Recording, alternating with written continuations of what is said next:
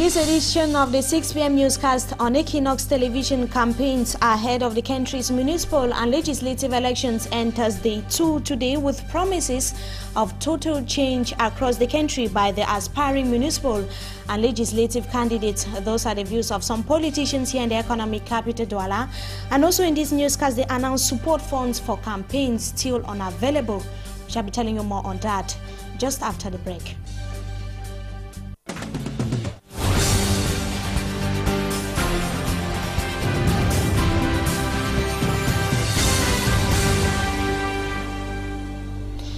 Good evening to you viewers. Welcome to join us in this edition of the 6 p.m. newscast on Equinox Television. Let's begin right away with the upcoming municipal and legislative elections billed for the 30th of September 2013. The UPC parliamentary candidates in the Vori East constituency say they want a total change in the country. Adolf Ndumbe, who is leading the list, declared that it is time to dissolve the ruling CPDM political party in the area. Let's have the details of that report with Rosalie Etofler.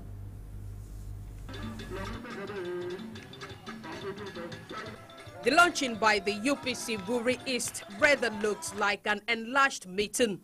Adolf Ndumbe, who is heading both lists for council and parliament, gathered over 100 party supporters on the compound of the Ndogbong traditional ruler. It was a question of presenting the various candidates. For parliament, there are 4 candidates and 4 alternate candidates. The list for municipal elections contains 61 names of both men and women. The UPC seems to be ever more determined to gain the Douala 5 council. Adolf Ndumbe said he will stand solidly against anyone who will want to stop his party from achieving this goal. A goal UPC sees as an opportunity to implant their ideology of nationalism. Militants hailed to every motivating word. They were also cheered up by a traditional dance group.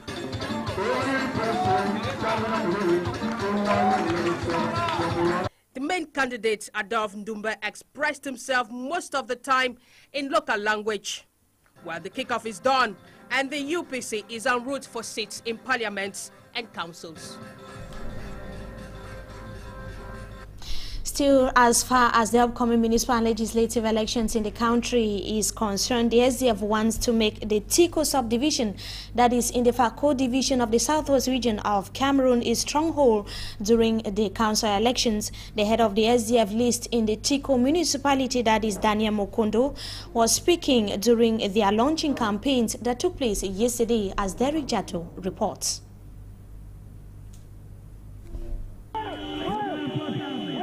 Before coming to this Mutengeni Square called the Fireburn, the Social Democratic Front, SDF Tiko, drove round the subdivision, telling their sympathizers of the SDF determined spirit to bring back what they term the lost Tiko.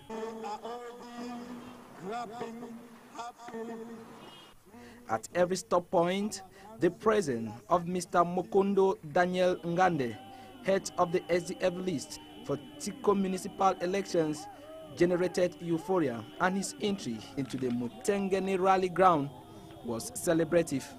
Then his message to the Tiko population: if SDF takes over the Tiko council. Once beaten, twice shy. They were beaten several times, so this time we have to be very vigilant because we know the people who are behind us. It is not only the CPDM, even the government. That the government in place is behind the SDF. So as such, we have to be very vigilant to make sure that all what they will be planning on that day shall be thwarted. And that there is a guarantee that SDF will live up to the expectation of that electorate. You see, the SDF, the first thing we accounted on is the legacy we left behind. When we were there, the Tiko population saw what we did as a party.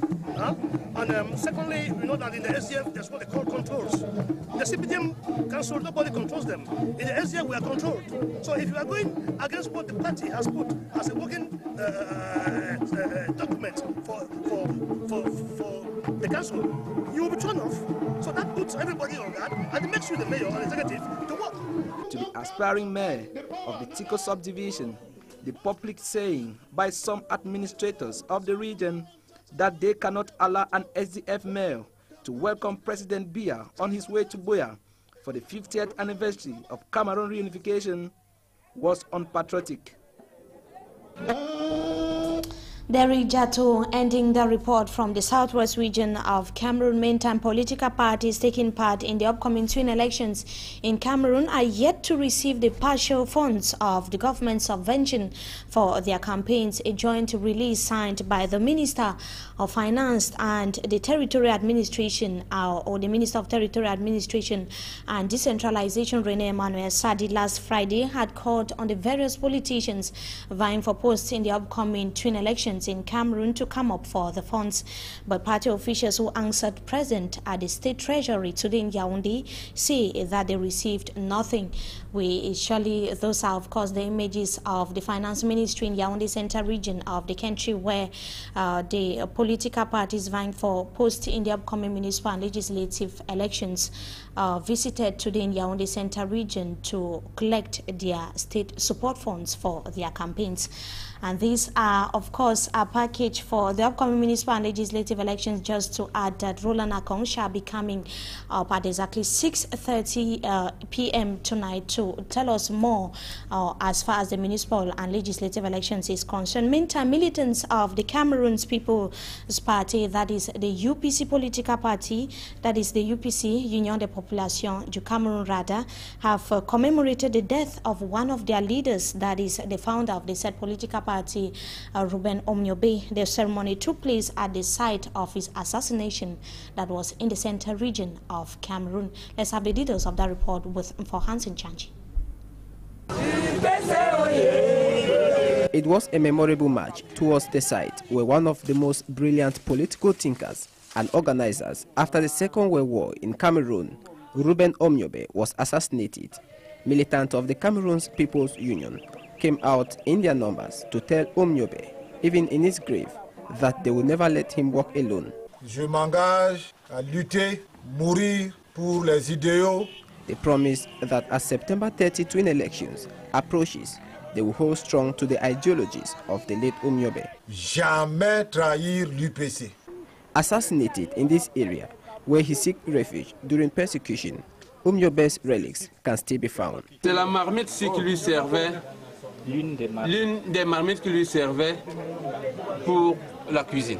Born in 1913 in Songpek, Ruben Omniobe, one of Cameroon's greatest opposition fighters, founded the UPC on April 10, 1948, where he fought against forced labor, dehumanization, spanking, beating and others. The charismatic leader of the UPC, an anti-imperialist Cameroonian leader, was assassinated near his native village in Bumyebel, in Nyong, in Kili.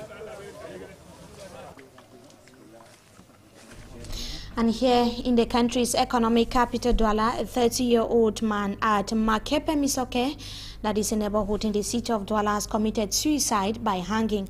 The man, identified as Francois, was discovered early today hanging in his bedroom.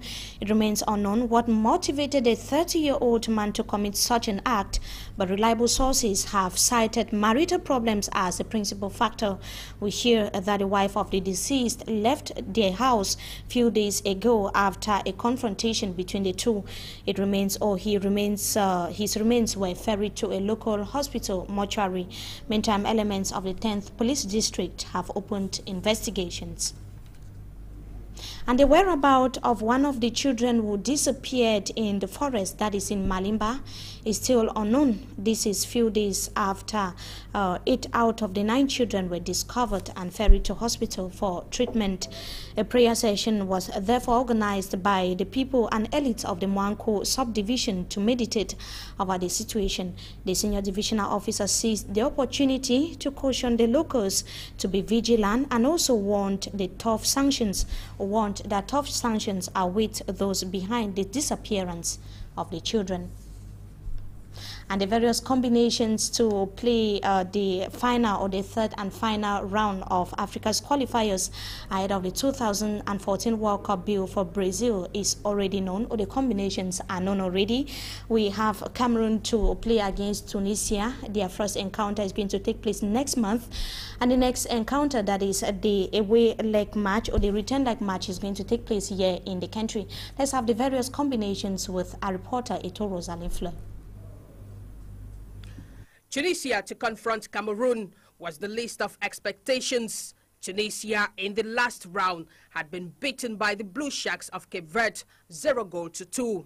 But Tunisia crossed to the third round after Cape Verde committed an act which was judged wrong by FIFA, sending into the pitch of play a player already sanctioned by officials. The draws took place in Egypt, and the indomitable Lions will face Tunisia, while Ivory Coast would take on Senegal. Ghana will confront Egypt, Nigeria will play Ethiopia, and Algeria will face Burkina Faso. Next round's fixture between Cameroon and Tunisia recalls the 2008 African Cup of Nations qualifiers in Ghana, when the Lions eliminated Tunisia at the quarterfinals by 3-2. And 2 years later, at the Angola African Cup of Nations, Cameroon and Tunisia made a 2-2 tie at pole matches. Back in Italy 1990 World Cup qualification, Cameroon had humiliated Tunisia to and fro, 2-0 in Tunisia and 1-0 in Yaoundé. Now, will history repeat itself this time again? Thanks indeed to Rosalie Fleur for that report, that bringing us to the end of this edition of the Primetime Newscast on Equinox Television. We thank you so much for your usual keen attention.